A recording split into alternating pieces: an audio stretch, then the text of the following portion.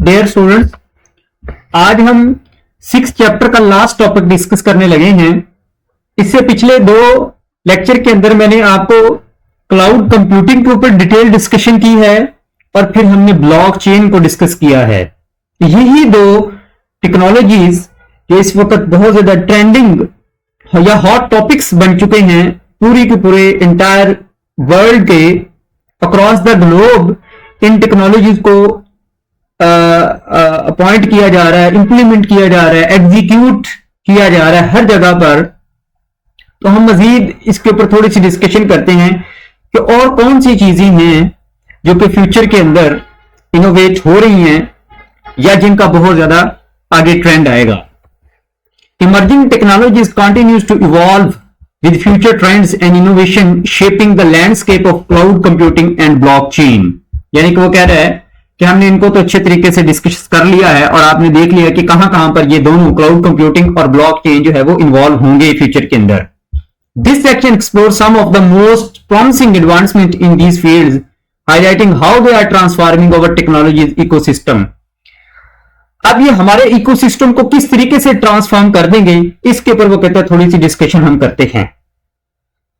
Evolving, evolution, बढ़ना, किसी चीज का और ज्यादा अच्छे तरीके से डेवलप हो जाना। Evolving technology in cloud computing.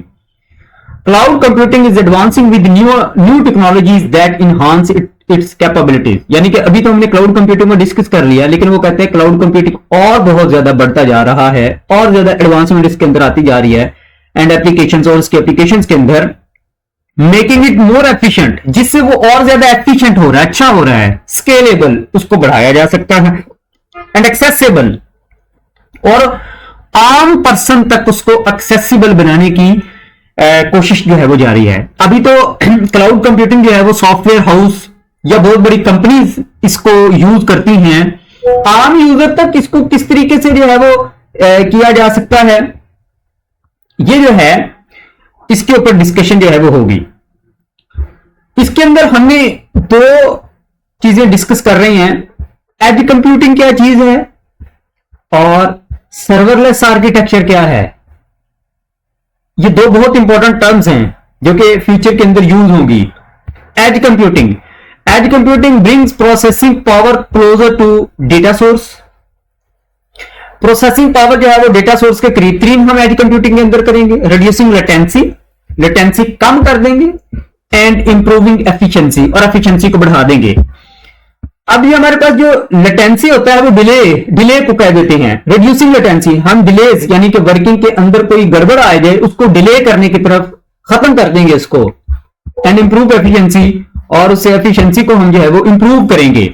Instead of relying solely on centralised data centres, अभी तक तो हम जो सेंट्रलाइज्ड डेटा सेंटर है या एक डेटा सेंटर है उसके ऊपर रिलाई कर रहे हैं।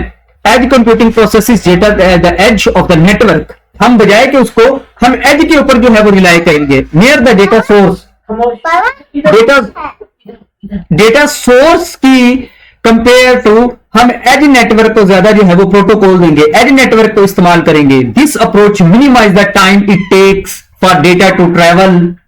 साफ जाहिर है कि अगर मैं क्लाउड कंप्यूटिंग की बात करूं, और डेटा सेंटर क्या चीजें हैं, डेटा सेंटर हर रीजन के अंदर एक डेटा सेंटर होता है। फॉर एग्जाम्पल एशिया के अंदर एक डेटा सेंटर है, अमेरिका के अंदर एक डेटा सेंटर है, चाइना अपना एक डेटा सेंटर बना रहा है, इंडिया के अंदर डेटा सेंटर जो है वो बनाया जा रहा है, यूरोप के अंदर एक डेटा सेंटर है। तो डेटा सेंटर से डेटा जो है वो ये सारा लिया जाता है।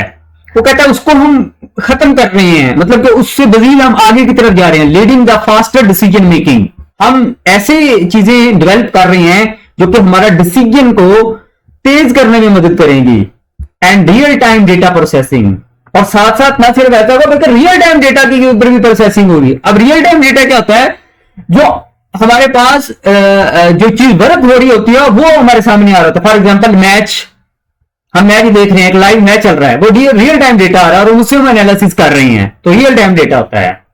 तो इसकी एग्जांपल एज कंप्यूटिंग उसने कौन सी दी है, in autonomous vehicles edge computing allow data from sensor and cameras to be processed locally in the vehicle, enabling quick responses to change road conditions and enhance safety।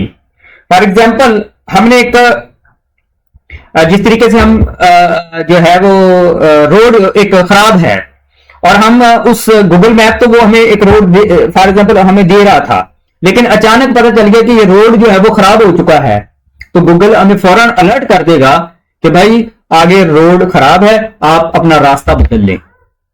और हो सकता है, यानी कि अगर मैं गूगल मैप की पहले की बात करूं तो गूगल मैप को पहले नहीं पता कि रोड खराब है या नहीं खराब, समझ आ रही? तो ये एआई के आने से उसको पता चल जाएगा, एआई जो है उसको बता रही है या एज कंप्यूटिंग के जरिए से उसको पता चल रहा है क्या कि आगे रोड खराब है या आगे रोड बंद है या आगे ट्रैफिक जैम हो चुकी है, तो आप इस रोड को अभी से बदल लें और अपना राइट जो है वो पाथ सिलेक्ट कर लें।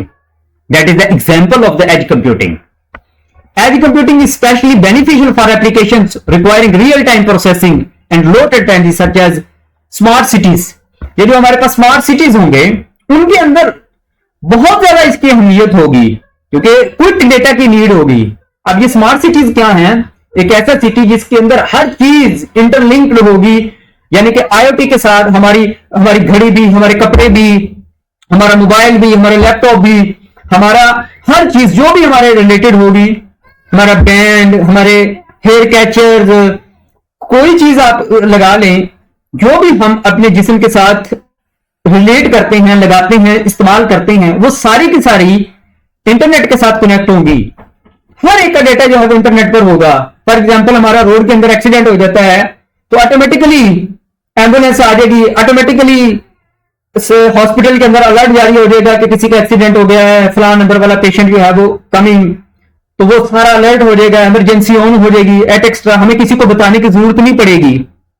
तो this is the work of the smart city. अगर मैं एक स्मार्ट स्कूल की बात करूं तो ऑटोमेटिकली कैमरा लगा होगा गेट के ऊपर, वो डिटेक्ट कर लेगा कि बच्चा आ गया, उसकी प्रेजेंट लगी है, तो हर एक टीचर को नोटिफिकेशन चला जाएगा कि द स्टूडेंट्स या क्लास जो है वो ऑन हो गई है या क्लास का टेस्ट हो गया है। एट एक्स्ट्रा हर चीज जो है वो ऑटोमेटिकली, मतलब कि बताया बजाय कि किसी को हम नोटिस सेंड करेंगे, बजाय को हम किसी को बताने के, ऑटोमेटिकली सब कुछ होना शुरू हो जाएगा। That is the smart work, और हम इसको स्मार्ट सिटी या स्मार्ट स्कूल का नाम देंगे। इसी तरीके से ये सारे काम जो है वो इंडस्ट्री ऑटोमेशन के अंदर भी ये सारे काम होंगे। तो दूसरी ये है एज कंप्यूटिंग। दूसरी हमारे पास है serverless architecture. Serverless architecture allows developer to build and deploy application without managing server. अब तो हम फॉर एग्जांपल हम गूगल के ऊपर कोई चीज लिखते हैं और गूगल हमें सब कुछ सामने दे देता है, तो क्या है, गूगल का एक सर्वर है, वो सर्वर से सारी चीजें जो है वो लेकर हमारे सामने डिस्प्ले करता है। तो अब हमने सर्वरलेस कर देना, यानी कि हमने सर्वर बेस्ड वर्किंग नहीं करनी। Enhancing scalability and reducing the operational complexity. हम ये जो ऑपरेशनल कॉम्प्लेक्सिटी है उसको बीच में से रिड्यूस कर रहे हैं, खत्म कर रहे हैं, कम कर रहे हैं। इन द सर्वरलेस मॉडल के अंदर हम क्या करेंगे, cloud providers automatically allocate resources as needed. वो खुद ब खुद जो है रिसोर्स जहां पर जरूरत होगी ऑटोमेटिकली वहां पर चला जाएगा। चला जाने से मुराद है इसको अवेलेबल हो जाएगा। And developers only pay for the actual usage of the computing resources, और जितना वो इस्तेमाल करेंगे उसका पे कर देंगे। ठीक है जी। फॉर एग्जांपल मुझे अभी नीड है तो ऑटोमेटिकली डिटेक्शन हो जाएगी कि यार इसको इस कंप्यूटेशनल रिसोर्स की नीड है, तो जितना मैंने इस्तेमाल किया ऑटोमेटिकली पता चल जाएगा कि मैंने इतना इस्तेमाल किया, इतना मेरे रेंट हो गया, उसके बाद जो है वो खत्म हो जाएगा, वो ऑटोमेटिकली वापस जो है वो रिटर्न हो जाएगा या मैं उसको लीव कर दूंगा। For example Amazon web server, AWS, lambda, इनका जो आया है तो is the serverless computing service. बिल्कुल ये सर्वरलेस है।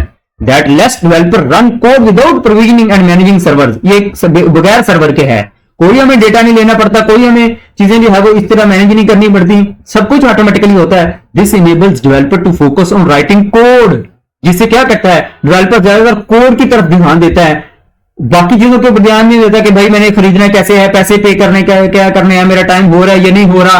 बहुत सारी चीजें होती हैं जो हम एक्स्ट्रा अपना, फॉर एग्जांपल आप क्लास के अंदर पढ़ रहे हैं तो आपने क्लास के अंदर हर एक चीज का ध्यान रखना है, मैंने लिखना है, कोई टीचर ऊपर से ना आ जाए।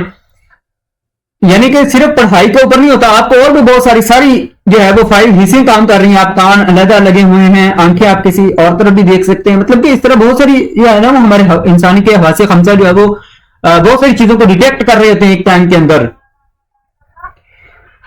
तो इसकी वजह से क्या होगा, हम ज्यादा से ज्यादा कोड के ऊपर फोकस करेंगे एंड बिल्डिंग एप्लीकेशंस, और एप्लीकेशंस बिल्ड करने के ऊपर फोकस करेंगे rather than the managing infrastructure. बजाय कि हम इंफ्रास्ट्रक्चर को मैनेज करने के हम इन चीजों के ऊपर फोकस करेंगे।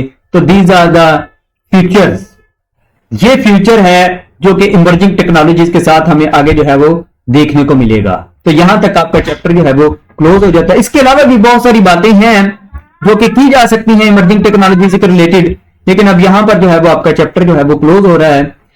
Thank you.